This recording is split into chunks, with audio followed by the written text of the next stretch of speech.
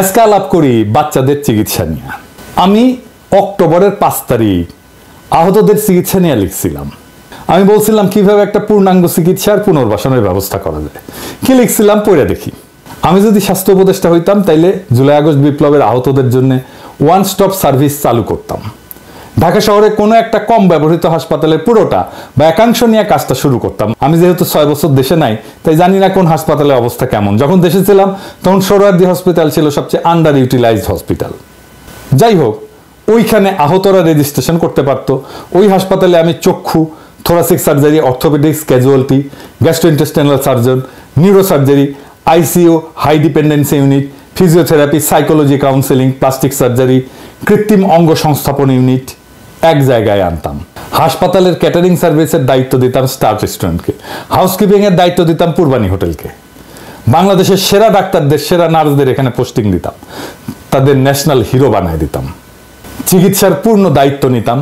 যাদের বাংলাদেশে চিকিৎসা সম্ভব না তাদের এইখান থেকেই বিদেশে পাঠাতাম।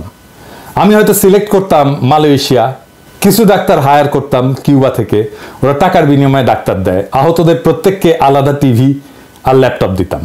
ফ্রি হাই স্পিড ওয়াইফাই থাকতো। আশেপাশে বাসা ভাড়া নিতাম, সেখানে গেস্ট হাউস বানাতাম আহতদের পরিবারের জন্য। আহতদের পরিবারের 2 জন সদস্যের জন্য চিকিৎসা চলাকালীন সময় থাকা আর খাওয়া ফ্রি। একটা পুনর্বাসন ইউনিট করতাম। ওইখানে কিছু বিজনেস গ্র্যাজুয়েট বসায় দিতাম। তারা প্রত্যেকের পুনর্বাসনের জন্য আলাদা পরিকল্পনা আর আলাদা বাজেট করত।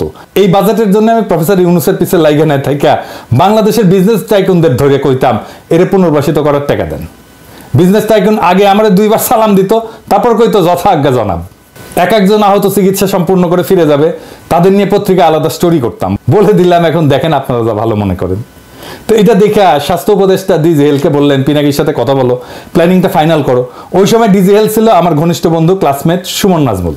সো আমারে ফোন দিল। মুশকিল হচ্ছে যারা যখন কোনো দায়িত্ব পালন করে তারা তার কাজকে জাস্টিফাই করে এবং সে বলার চেষ্টা করে তুমি যেটা বলছো আমরা সেটাই করছি। তো আমরা বললো যে সুমন আমারে বললো যে দোস্ত চিকিৎসা হচ্ছে সবার এক এক হাসপাতালে, সবাই চিকিৎসা পাচ্ছে। আমি বললাম তাইলে কেন এত অভিযোগ?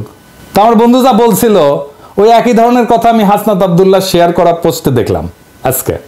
সেটা হচ্ছে এই আহতদের কেউ কেউ ছাত্রলীগের বিপ্লবী পোলাপানের হাতে মাইর খেয়ে এখন বিপ্লবী সাচ্ছে, এদের সাথে ছাত্রলীগের যোগাযোগ আছে। তাইলে হাসনাত একটা কথা বলি, মানে ক্ষুদ্র ভ্রাতা, আহতদের যে লিস্ট করা হয়েছিল, করার কথা প্রথম থেকে বলতেছি, সেটা ঠিক মতো হয়েছে? হয় নাই তো। যদি হইতো তাহলে ছাত্রলীগ করা লোক কিভাবে আহত হিসাবে, বিপ্লবের কর্মী হিসাবে হাসপাতালে ভর্তি হয়? ছাত্রলীগকে আমরা চিকিৎসা দেবো না তা না, চিকিৎসা দেবো, কিন্তু বিপ্লবের কর্মী যে অ্যাটেনশন পাবে, যে সাপোর্ট পাবে, সেটা তো ছাত্রলীগের কর্মী পাবে না। ছাত্রলীগ কানেকশনের কথা আসতেছে কেন এখন? লিস্টটা করছে কে তাইলে? ছাত্রলীগ তো করে দেয় নাই। কে লিস্ট করছে আর কে ভ্যালিডেট করছে? আহতরা কি সেই লিস্ট থেকে আসছে? আহতরা নাকি সুস্থ হয়েও হাসপাতাল ছাড়তে যাচ্ছে না। তো এই যে প্রবলেম, এই প্রবলেমটা সলভ হয়ে যেত আমার পরিকল্পনায়। কিভাবে? আসেন আর একটু বিস্তারিত আলাপ করি। আমাদের দায়িত্ব কি শুধু সুস্থ করে দেওয়া আহতদের? না, এরা ডাক্তারি টার্মে সুস্থ হইলেও বাসায় যেতে চাচ্ছে না। আমি সেই 1990 সালে মাইর খেয়েছিলাম, জানেন বোধহয়। পুলিশের আর জাতীয় পার্টির ভাঙা পায়ের চিকিৎসা হয় না ঠিক মতো। এক পা আর এক পা থেকে ছোট, কিন্তু আমার বেশি হাঁটলে এখনো কোমরের ব্যথায় ঘুমাইতে পারি না রাত্রে। একজন সম্পূর্ণ সুস্থ মানুষ বাংলাদেশে চাকরি বাকরি করতে পারে না, পায় না চাকরি। এই হচ্ছে বাংলাদেশের অবস্থা। তো একজন আহত, পঙ্গু, কেউ চোখে দেখে না, সে কিভাবে ভরসা পাবে যে সে তার জীবন চালাইতে পারবে? যাই হোক, আমি আমার বন্ধুরে বুঝাইতে পারি নাই যে কেন এটা ওয়ান স্টপ সার্ভিসেই করতে হবে, কেন আলাদা আলাদা হাসপাতালে চিকিৎসা দিয়ে কাজ হবে না। আমার টাইম তখন রাত 10টা। ওরা বললাম তুমি ঘুমাও, আমি পুরো রেশনাল বা যৌক্তিকতা তোমার একটা রাইট আপ করে দিচ্ছি, তুমি কালকে সকালে তোমার প্রপোজালের রেশনাল হিসেবে এটা অবিকল তুলে দিতে পারবা। আমি সারা রাত জেগে লিখলাম, সকালে পাঠাইলাম কেন এটা ওয়ান স্টপ সার্ভিসে, এই হাসপাতালের চিকিৎসাটা ওয়ান স্টপ সার্ভিস করে আমি যেভাবে বলছি সেভাবে করা দরকার। এরপরে তো সে ট্রান্সফার হয়ে গেল, পরে ডিজির সাথেও কথা বলছি, উনি জানেন না সব। আমারে নুরজাহান আপা ফোন দিয়েছিলেন যে এই এপিসোডটা হওয়ার পরে আর কি। উনি বলতেছেন যে তোমার ভিডিওতে যে বললা আমি গাড়ি চাপা দিছি আহতদেরকে, এটা তো তুমি ভুল বলছো, আমরা তুমি একটু জিজ্ঞেস করবা না? আমি তো তোমার সেই পরিকল্পনা অনুযায়ী আমরা আলাদা করে চিকিৎসার উদ্যোগ নিচ্ছি। আমি কইলাম আপা আল্লাহর ওয়াস্তে আমার সাথে কেউ কিছু বলে নাই, কেউ জিগায় নাই। আমি নতুন ডিজিটে জিগাইছিলাম, উনিও কিছু বলতে পারলেন না। এটা প্রসঙ্গত বইলে রাখি, স্বাস্থ্য উপদেষ্টা নুরজাহান আপা আমার অত্যন্ত শ্রদ্ধাভাজন ব্যক্তি। আমি যখন গ্রামীণ ব্যাংকে কাজ শুরু করি উনি তখন ট্রেনিং ডিপার্টমেন্টের চিফ। ওনার তত্ত্বাবধানে আমার গ্রামীণ ব্যাংকের ট্রেনিং হয়। মানে গ্রামীণ ব্যাংকে যারা কাজ করে, মানে আমার কিন্তু গ্রামীণ ব্যাংকের ওই ম্যানেজারের ট্রেনিং আছে। খুবই স্নেহশীলা মহিলা, উনি খুবই স্নেহ করেন আমারে। এটা আবার আর এক সমস্যা। আবার সেদিন কইলাম যে আমি যে বুড়া হয়ে গেছি এটা ওনার মনে থাকে না। উনি মনে করেন পিনাকি এখন ওই বাচ্চা ছেলে, ও কি বুঝে, এ কেবল পাশ করে আসছে মেডিকেল কলেজ থেকে, তাই মনে হয় পাত্তা দেন না উনি। যাই হোক, আসেন কেন বলছিলাম ওয়ান স্টপ কেয়ার করতে হবে। যে কোনো সমাজের ইতিহাস দ্বন্দ্ব আর সংঘাতের মধ্যে দিয়ে অগ্রসর হয়। রক্তপাত ছাড়া ইতিহাস আগায় না। হয় সেটা গৃহযুদ্ধ অথবা শুধু যুদ্ধ। কিছু কিছু বাইঞ্চতের আবির্ভাব হয়েছে, আমি আর দেখাইলাম না ইদানি, যারা রক্তপাত শুনলে মূর্ছা যায়, আবার রাজনৈতিক সংগ্রামের নেতাও হইতে চায়, হ্যাঁ দেশেরও নেতা হইতে চায়। মানে এই দেশ কথা শুনলে না গা চিরবির চিরবির করে ওঠে। এটা গেলে আমার কথা না, মানে হেগেলের কথা, মানে গা চিরবির করার কথা না আর কি। এই যে দ্বন্দ্ব সংঘাতের মধ্যে দিয়া একটা দেশের ইতিহাস অগ্রসর হয়। হেগেল একজন বিখ্যাত জার্মান দার্শনিক, উনি এটা বলছেন যে সংগ্রাম সংঘাতের মাধ্যমে রাষ্ট্র এবং সমাজের অগ্রগতি ঘটে এবং প্রত্যেক সংগ্রাম মানুষের স্বাধীনতার পরিসর বৃদ্ধি করে। রাজনৈতিক সংগ্রামে আহতদের সম্মান জানায়, রাষ্ট্র তাদের ইতিহাসের গুরুত্বপূর্ণ চরিত্র হিসেবে স্বীকৃতি দেয়, যা ভবিষ্যৎ প্রজন্মকে আবারও এই একই ইতিহাস গঠনে অংশগ্রহণ করতে উদ্বুদ্ধ করে। সেই জন্যই আহতদের এত দাম, সব সমাজে এত রেসপেক্ট করে।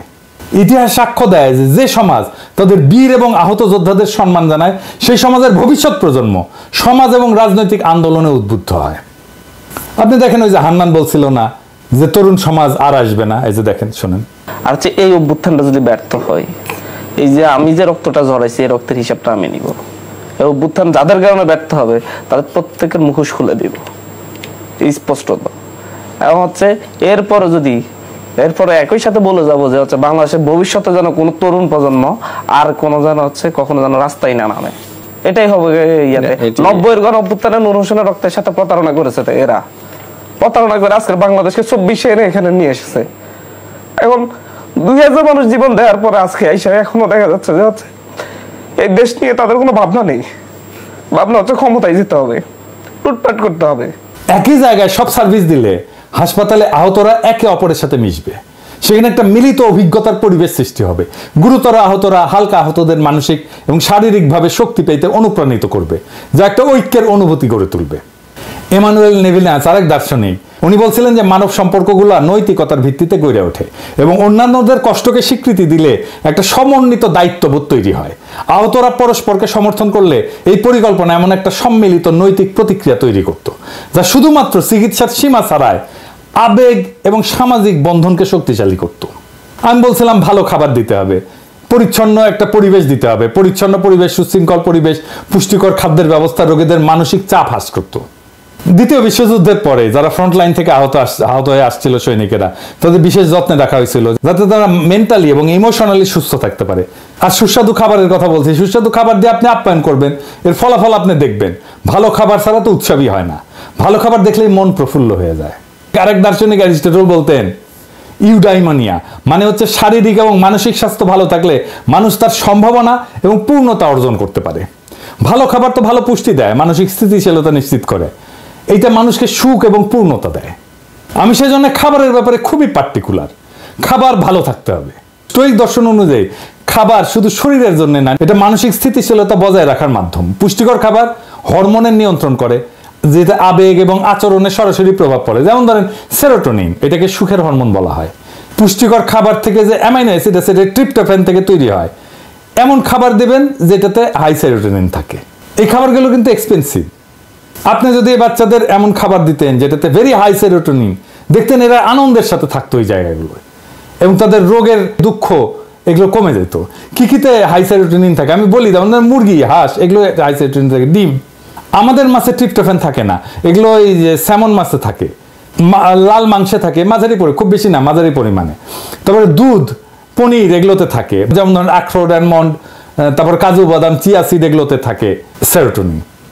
তারপরে ফলমূল বা এগুলোর মধ্যে যেমন ধরেন কলা, আনারস, অ্যাভোকাডো, পালং শাক, ব্রোকলি, ডার্ক চকলেট, এগুলোতে সেরোটোনিন বেশি থাকে, এগুলোতে ট্রিপ্টোফ্যান বেশি থাকে। তো প্লেটো বলতেন যে শরীর এবং আত্মা পরস্পরের উপর নির্ভরশীল। যদি শরীর সুস্থ থাকে তাহলে আত্মাও সুস্থ থাকবে। এপিকিউরাস বলতো যে খাদ্য হচ্ছে একটা মৌলিক আনন্দ এবং এই আনন্দ সরাসরি মানসিক তৃপ্তি দেয়। ওইখানে যে ডাক্তার, নার্স, স্বাস্থ্যকর্মীরা কাজ করবে তারা হয়ে উঠবে জাতীয় বীর।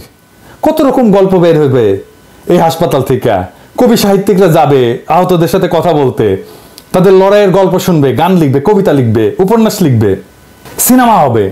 ওই হাসপাতাল কোনো কষ্টের না, উৎসবের, আমাদের সেলিব্রেশনের জায়গা হবে। তা না, আছে কারে কারে বিদেশে পাঠানো হবে, কত টাকা দেওয়া হবে, কোন দেশ থেকে বিদেশি ডাক্তার আসবে, এইসব নিয়ে। এরপরে আমি করবো পুনর্বাসন। এরা হাসপাতাল ছাড়তেছে না, কারণ সে জানে এই সমাজে আহত আর পঙ্গু শরীর নিয়ে উপার্জন করা যায় না।